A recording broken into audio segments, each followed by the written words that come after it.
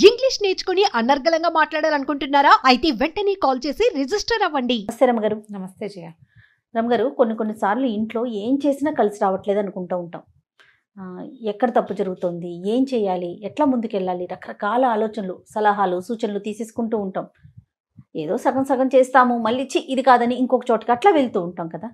అసలు ఎలా ఉంటే మన ఇంట్లో ఇల్లు అంటే కలిసి వస్తుంది అనుకోవటానికి లక్షలు లక్షలు వచ్చే ఎక్కర్లేదు, హ్యాపీగా సాఫీగా జరిగిపోతే చాలు అనుకునే వాళ్ళు కూడా చాలామంది ఉంటారండి. హ్యాపీగా జరిగిపోతే చాలు అనుకునే వాళ్ళకి ఇబ్బందే లేదు. అలా కాకుండా కలిసి రావట్లేదు, బిజినెస్ పెద్దది పెట్టారు, కలిసి రావట్లేదు. ఎప్పుడు కూడా థింక్ బిగ్ అని ఒక పదం వింటుంటాం మనం. అవును కదా. అవును. గెయిన్ స్మాల్ అనేది ఒకటి యాడ్ చేసుకోవాలి. దానికి చిన్న చిన్నవి లాక్కోండి. ఆలోచనలు పెద్దగా ఉన్నా థింక్ బిగ్ మనం అందరం పెట్టుకునే క్యాప్షన్ మన ఇళ్లలో కొన్ని చోట్ల కాగితాలు అంటించుకుంటూ ఉంటారు. Think big, do it now, అవన్నీ ఉంటాయి. అవునవును. డూ ఇట్ నౌ ఉంటుంది, థింక్ బిగ్ ఉంటుంది. గెయిన్ స్మాల్, చిన్నవి సంపాదించు.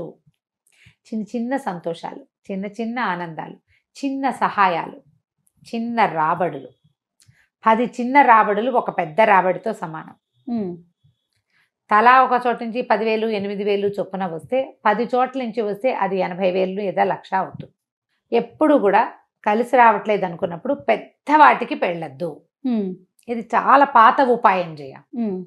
పాత కాలంలో ఎలా చేసేవాళ్ళు, చాలా బహుపాతది కాణీలు, అర్ధనాలు, దమ్మిడీలు ఉండే రోజుల్లో మనం కూడా ఇప్పుడు చేస్తూ ఉంటాం. చాలామంది కనెక్ట్ అవుతారు ఈ పాయింట్కి. 10, 20, 8, 5, 8 ఉండవు మనకు, 5, 10, 20 నోట్లు ఉంటాయి. వీటన్నింటి ఒక దాంట్లో పడేస్తారు, అవి ముట్టుకోరు. చిల్లర రూపాయి నాణేలు ఒక చోట పడేస్తాం. అవును కదా. ఓ 100, ఒక 1000 నోటో, ఒక 500 నోటో, ఒక 2000 నోటో అలా పడి 1000 నోట్లు ఉన్నాయి మనకి, లేవు. 2000 నోటు ఉంది, 500 ఉంటుంది. వాడేశాక చిల్లర వస్తుంది కదా. ఈ చిల్లర్ని ఒక చిన్న పర్సులో పెట్టి పక్కన పెడుతూ ఉండటం. చాలా అవసరమైతే కానీ అవి ముట్టుకోకుండా ఉండటం. ముంతల్లో డబ్బులు వేయటం. ఇది ఇంటికని, ఇది సత్యనారాయణ వ్రతానికని, ఇది ప్రయాణానికని. అందులో ఎంత పడితే అంత పడుతుంది.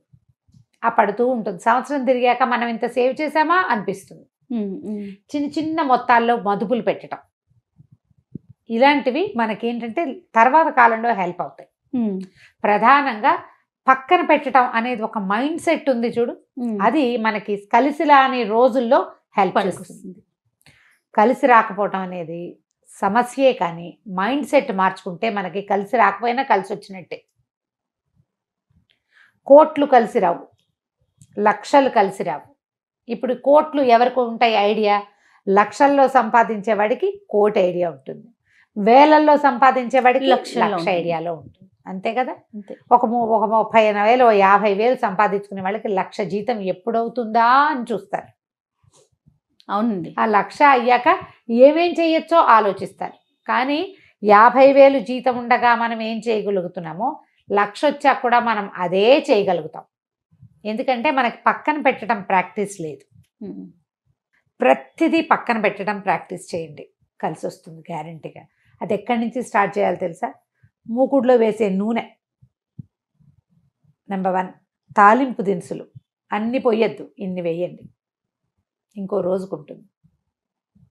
బియ్యం డబ్బా నిండా పోయకుండా అన్ని గింజలు వెనకేయండి. మనం చిన్నప్పుడు చెప్పేవాళ్ళు, నీకు గుర్తుందా? సంచిలో వెనకాల కొంచాలి, డబ్బా ఖాళీ చేయొద్దు. దాని వెనకాలన్న విశ్వాసం ఇదే. అవును. ఏది ఖాళీ చేసేయకూడదు, డబ్బులన్నీ అవగొట్టేసుకోవద్దు, ఎంతో కొంత ఉంచుకోవాలి.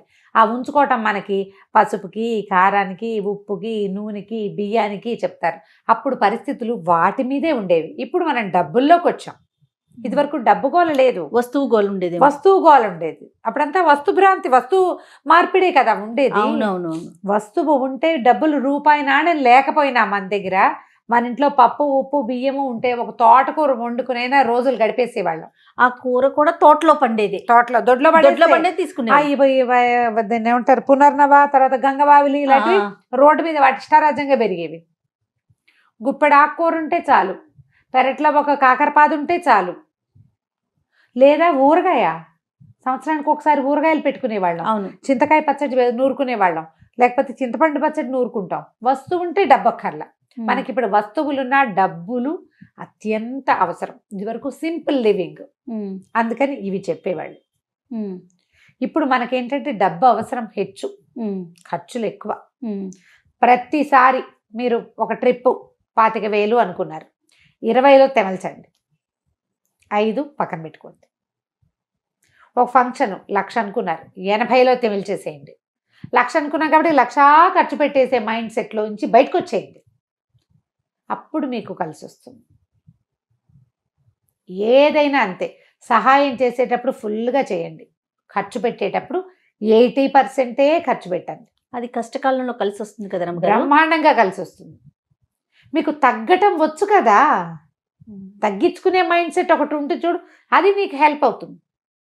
10,000 తెచ్చుకునే కుర్రాడు ఉంటాడు, వాడు 8,000లో మొత్తం ఫిట్ చేసేస్తాడు.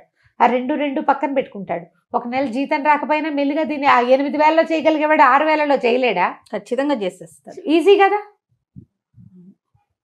ప్రతిదీ ఇలా. ఇప్పుడు ఇంట్లో కలిసి రావటం అంటే ఒక్క మగవాడితో అవుతాయా ఇవి? పోనీ ఒక్క ఆడదాంతో అవుతుందా? కాదు, 2 ఇద్దరు ఇలాంటి మైండ్ సెట్ తోటి ఉంటే కలిసి వస్తుంది. ఆడవాళ్ళు కనుక ఇంట్లో ఖర్చులు పొదుపు చేస్తే, ఎవ్రీ ఇయర్ బర్త్డే చేస్తాం, ఈ సంవత్సరం మనకు కలిసి రాలేదు, డబ్బులు టైట్గా ఉన్నాయి, బర్త్డేని మినిమైజ్ చేయండి. పిల్లలు హర్ట్ అవుతారు, ఫీల్ అవుతారు అనుకోవద్దు, మార్చండి మోడ్. పిల్లలు కూడా మార్చాలి. ఈ బర్త్డే ఈ హడావిడి కాకుండా ఈ సంవత్సరం ఎవరికైనా హెల్ప్ చేద్దాం, ఏదైనా ఒక అనాథాశ్రమానికి వెళ్దాం, ఏదైనా ఒక వృద్ధాశ్రమానికి వెళ్దాం, ఏదైనా ఒక గుడికి వెళ్దాం, ఏదైనా ఒక తోటకి వెళ్దాం, ఎక్కడైనా మూగజీవాలు వాటికి ఏమైనా సహాయం చేద్దాం.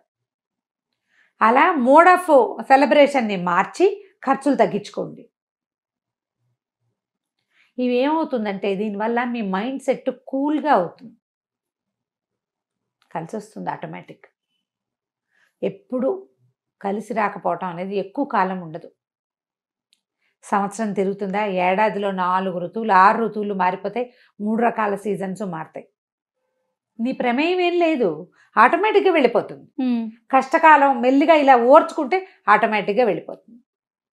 దానికి మన ప్రయత్నం మీరు అన్నట్లు. ఇది మైండ్ సెట్, మన మైండ్ సెట్ మన విధానము 2 మార్చుకుంటే మనం ఈజీగా దాన్ని హ్యాండిల్ చేయగలుగుతాం. నువ్వు ప్రెషర్ ఫీల్ అయ్యి బీపీ తెచ్చుకుని హైరాన్ పడి ఏదైనా అనారోగ్యం తెచ్చుకుని కొత్త ఖర్చులు తీసుకొచ్చి, లేదా మీరిద్దరు కొట్టుకు చచ్చి బయట నుంచి ఎక్కడి నుంచో పెద్ద పెద్ద అప్పులు తెచ్చేసుకుని అదంతా సంసారానికి గుదిబండి అయ్యి ఇప్పుడు ఈ మధ్య జరుగుతున్న సూసైడ్లన్నిటికీ కారణం కలిసి రాలేదనే కదా జయ. భార్యాభర్త సజావుగా బాగున్న రోజుల్లో వెర్రెత్తినట్టు వస్తువులు కొనేసుకోవటము, అమిత ప్రదర్శన చేసేయటము, ప్రతి చోటకి గ్రాండియర్ చూపించటము, డబ్బులు తగ్గిపోగానే ఖర్చులు వచ్చేసేసరికల్లా వెంటనే చేతులు ఎత్తేసేసి ఎక్కడైనా దూకేయటం, మొగుడు పెళ్ళాం పిల్ల జల్లతో కలిసి వెళ్ళిపోవటం, ఆత్మాహుతికి పాల్పడిపోవటము.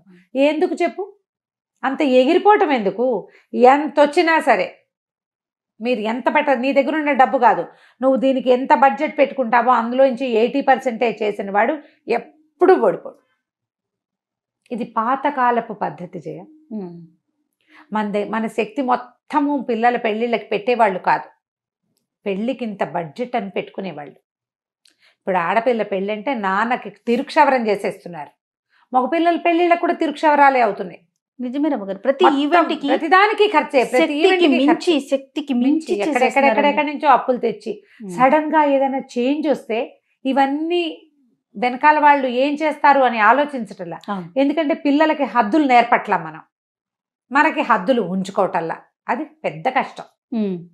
ఇప్పుడు ఇది హర్టింగ్ గా ఉండే విషయమే. అంటే ఏం చెయ్యొద్దా పిల్లలకి, అలా చేయకుండా ఎలా ఉంటావండి, పిల్లల మనసులు తీర్చ పాయింటే. నువ్వు బతికుండాలి కదా, నువ్వు ఎంత బాగా చేసినా నాన్న అమ్మ బాగున్నారు అనే సంతోషం కంటే బాగా చేశారనే సంతోషం ఎక్కువ కాదు. పిల్లలకి ఆ మైండ్ సెట్ అలవాటు చేయాలి, వాళ్ళకి ఇది పందా, ఈ పద్ధతి ఇంత ఉండాలి అనేది నేర్పించుకోవాలి. మీకు అప్పుడు కలిసి వస్తుంది. దీంతో పాటు మన లివింగ్లో కొన్ని మార్పులు చేసుకోండి తప్పకుండా.